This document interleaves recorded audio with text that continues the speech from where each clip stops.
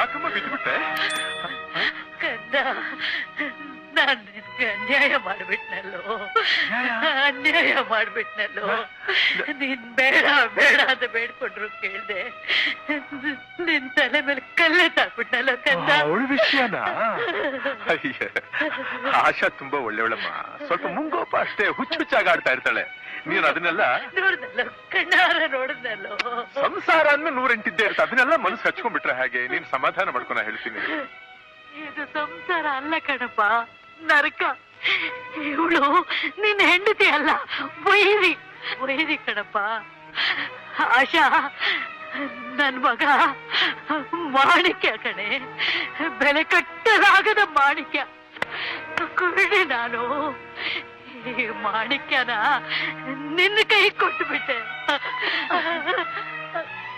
ಅಪ್ಪ ಕದ್ದ, ನೀ ಸಮಾಧಾನ ಮಾಡ್ಕೊನ ಹೇಳಿ. ಯಾಕೆ? ಏನು ಏನಮ್ಮ?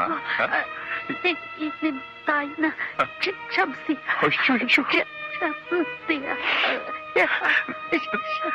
ನೀನ್ ಹಾಗೆಲ್ಲ ಮಾತಾಡ ನನಗೆ ಬಹಳ ಕಷ್ಟ ಆಗುತ್ತೆ. ಬೇಡಮ್ಮ.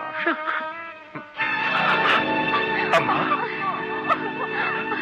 ಅಮ್ಮ ಅಮ್ಮ ಅಮ್ಮ